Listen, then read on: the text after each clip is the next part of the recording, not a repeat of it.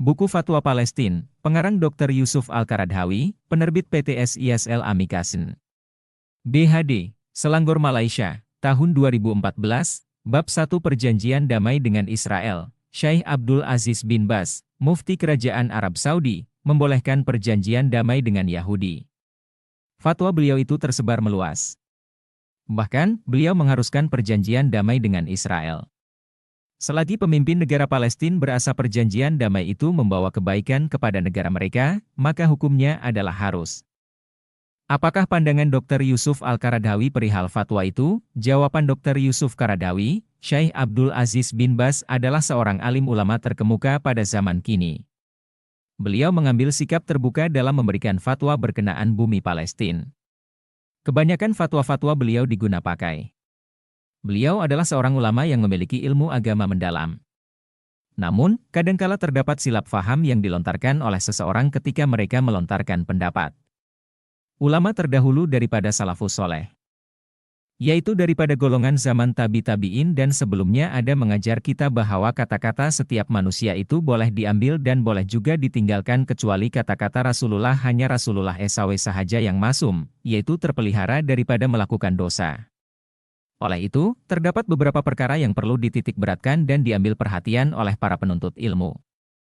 Kita perlu berwaspada daripada silap faham golongan ulama dalam memberikan pandangan dan golongan hakim. Fatwa yang dikeluarkan oleh Syekh Abdul Aziz bin Baz tentang perjanjian damai dengan Yahudi adalah fatwa yang betul pada pandang beliau. Namun, fatwa itu tidak disepakati oleh ramai ulama lain, sebagaimana Imam Az-Zahabi menyebut perihal Syekh beliau, Imam Ibnu Taimiyah. Kami begitu menyanjung Imam Ibnu Taimiyah, tetapi kami lebih memilih kebenaran. Pada pandangan saya, kesalahan dalam fatwa yang diberikan oleh Syekh Abdul Aziz bin Baz bukan pada hukum syarak ataupun istidlal, yaitu yang bermaksud nas daripada Al-Quran dan As-Sunnah yang diutarakan. Hukum fatwa itu secara zahirnya betul dan istidlal yang digunakannya juga tidak disangsikan. Namun, kesalahan yang dilakukan oleh beliau adalah tidak meletakkan hukum berdasarkan penilaian fiqh waqi'i, seperti mana ahli usul menamakannya sebagai tahqiq manat, yaitu pelaksanaan hukum bersyarat. Maksud bersyarat di sini adalah hukum yang tidak cukup syaratnya tidak boleh dilaksanakan, sebagai contoh, fatwa Syekh Abdul Aziz bin Baz yang mengharuskan perjanjian damai dengan Israel berdasarkan dua perkara utama atau dua dalil, dalilpertama, berdasarkan kata-kata Allah SWT dalam surah Al-Anfal, ayat 61, dan jikalau mereka cenderung kepada perdamaian, maka kamu juga hendaklah cenderung kepadanya serta bertawakallah kepada Allah. Dalil kedua. Gencatan senjata diharuskan syarak secara mutlak dan mempunyai tempoh. Rasulullah Shallallahu Alaihi Wasallam mengadakan gencatan senjata dengan musyrikin Makkah berdasarkan dua cara itu, yaitu secara mutlak dan mempunyai tempoh. Rasulullah Shallallahu Alaihi Wasallam dan musyrikin Makkah mengadakan gencatan senjata untuk tidak berperang untuk tempoh selama 10 tahun. Mereka berada dalam keadaan aman dan damai, bahkan saling membantu antara satu sama lain selama gencatan senjata itu berlangsung. Banyak kabilah Arab bersetuju dengan perjanjian damai itu. Malangnya, selepas kota Makkah dibuka, musyrikin Makkah tidak mengotakkan janji. Mereka melanggar perjanjian itu, namun mereka yang tidak terlibat dengan perjanjian ini diberi penangguhan selama 4 bulan. Berdasarkan dua dalil tadi, Syekh Abdul Aziz bin Baz mengatakan, pemimpin diharuskan mengadakan gencatan senjata sekiranya mereka mendapati perjanjian itu membawa banyak kebaikan. Jawaban Dr. Yusuf Al-Qaradhawi kepada dalil pertama, apabila melihat kepada dalil pertama yang disebut oleh Syekh Abdul Aziz bin Baz, yaitu surah Al-Anfal, saya berpendapat, sekiranya kita melakukan perjanjian damai dengan musuh, wakilkan urusan itu kepada Allah Subhanahu wa Ta'ala. Tetapi apabila Syekh Abdul Aziz bin Baz mengatakan perjanjian damai dengan Yahudi pada masa tepat, ini karena Yahudi adalah golongan perampas. Penduduk Palestina tidak wajar mengadakan perjanjian damai dengan mereka. Perjanjian dengan Yahudi adalah satu perkara mustahil.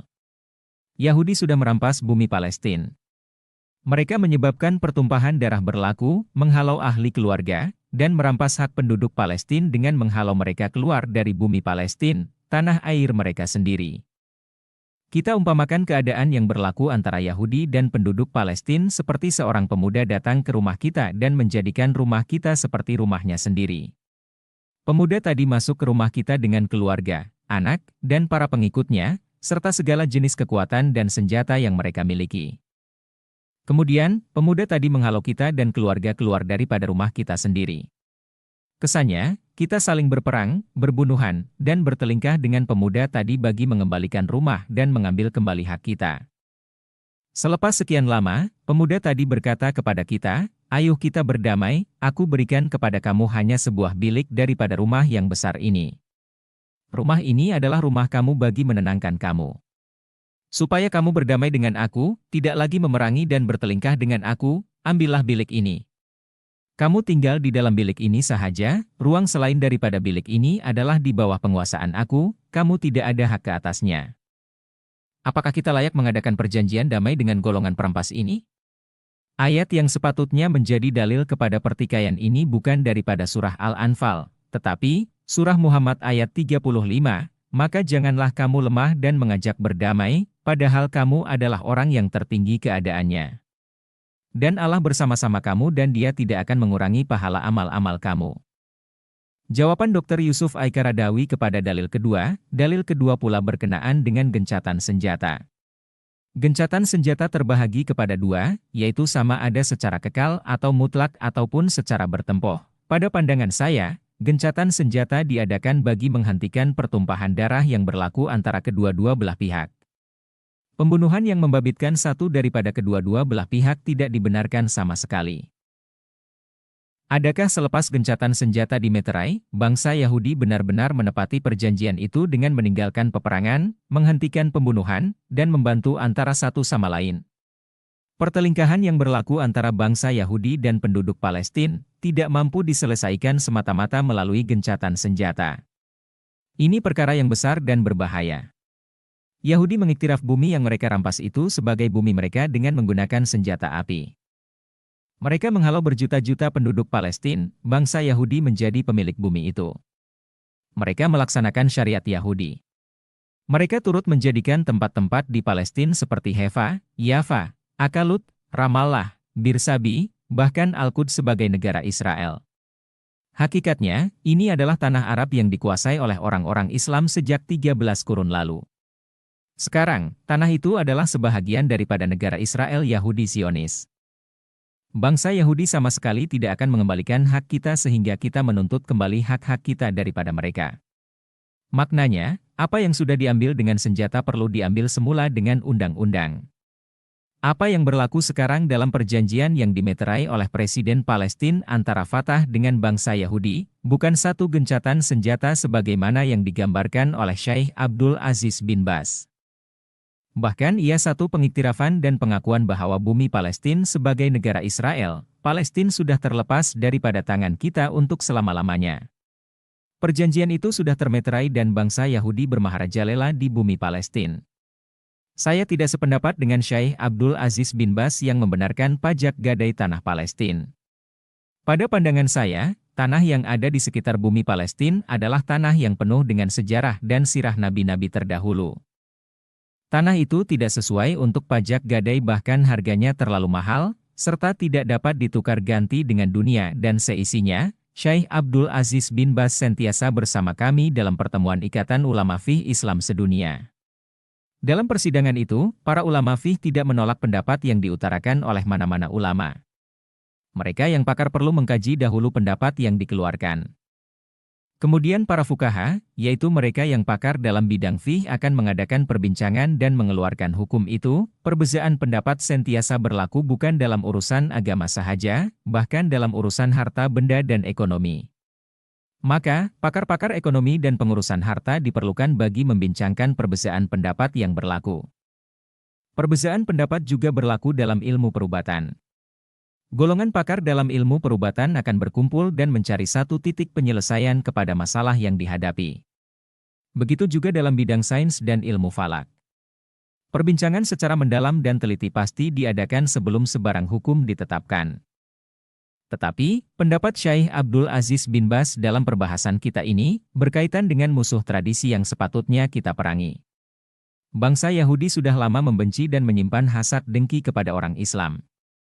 Sudah hampir 50 tahun Yahudi mendirikan negara haram mereka di tanah Palestina.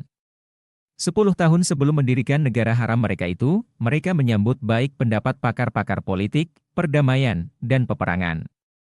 Mereka adalah pakar yang dipercayai, yang cenderung kepada keamanan. Setiap orang perlu tahu, adakah Yahudi sebenarnya cenderung dan suka kepada kedamaian? Umat Islam perlu peka dengan perjanjian damai itu. Apa yang sedang berlaku dan apa yang bakal berlaku? Adakah perjanjian damai itu hanya bermaksud gencatan senjata ataupun penukaran penuh hak bumi Palestina kepada bangsa Yahudi? Sudah terang lagi bersuluh, kita tidak boleh mengadakan perjanjian damai dengan perampas selagi mereka tidak mengembalikan barangan yang mereka rampas kepada tuannya yang asal. Para fukaha tidak menggalakkan kita mengiktiraf kepimpinan dan pentadbiran golongan perampas sekiranya kepimpinan itu ditubuhkan melalui perjanjian damai, sama ada perjanjian damai secara mutlak ataupun mempunyai tempoh tertentu. Ketika menentang tentara salib dalam beberapa siri peperangan, Salahuddin Ayyubi tidak sewenang-wenangnya mengadakan perjanjian damai dengan tentara salib. Akhirnya, Allah Subhanahu wa Ta'ala mengukuhkan pakatan tentara Salahuddin Al-Ayyubi dan memberi kemenangan kepada tentara-tentara beliau dalam Perang Hittin dan juga dalam peristiwa pembukaan Baitul Maqdis. Kemenangan itu dihadiahkan kepada umat Islam meskipun tentara salib pernah menguasai dua tempat itu selama 90 tahun. Saya tidak ingin membahaskan perihal perdamaian itu dengan lebih panjang. Bumi Palestina menjadi hak milik Yahudi. Mereka mengambil tanah umat Islam dan tidak memulangkannya kembali walaupun sejengkal. Pada hari pertama penguasaan Yahudi terhadap bumi Palestina, mereka berkata dengan penuh angkuh, Baitul Maqdis adalah ibu negara yang abadi kepada rakyat-rakyat Israel. Masalah-masalah yang timbul sekitar Baitul Maqdis terus berkekalan tanpa pembelaan. Saudara kita yang meminta perlindungan tidak dibela. Adakah perjanjian damai itu mampu menyelesaikan setiap masalah? Saya tidak mahu hanya membincangkan perihal perjanjian damai, tetapi saya ingin membahaskan mengenal istidlal yang diutarakan oleh Syekh Abdul Aziz bin Baz dalam fatwa beliau mengenai perjanjian damai itu. Syarak menolak perjanjian damai itu. Saya berpegang teguh dengan pendapat saya, seluruh tanah Palestina adalah bumi Islam. Tanah Palestina bukan hanya milik penduduk Palestina sahaja, malah ia adalah milik semua umat Islam yang ada di seluruh pelosok dunia. Sekiranya satu bangsa bersikap cuai, tidak harus semua umat membiarkan bangsa itu dalam kelalaian. Sekiranya bangsa Palestina cuai dan mereka berasa putus asa, maka umat Islam wajib mempertahankan hak mereka. Bagaimana ini berlaku sedangkan rakyat Palestina sendiri menolak perjanjian damai itu? Mereka berjuang dengan setiap kemampuan yang mereka miliki bagi mempertahankan Baitul Maqdis tercinta. Umat Islam berasa heran, mengapa sebahagian daripada bangsa Arab mengubah malam menjadi siang? Mereka mengubah musuh menjadi teman? Mereka tunduk kepada orang yang memerangi dan menghalau saudara mereka keluar dari tanah air sendiri? Al-Quran ada menyebut perihal mereka yang bersikap sedemikian rupa dalam surah Al-Baqarah, ayat 246, mengapa pula kami tidak akan berperang di jalan Allah, sedang kami sudah diusir dari kampung halaman kami, dan, daripada, anak-anak kami? Semoga Allah SWT memperlihatkan kepada mereka kebenaran itu, sebagai kebenaran dan memperlihatkan kebatilan sebagai kebatilan serta, menjauhkan kami daripada kebatilan itu. Amin.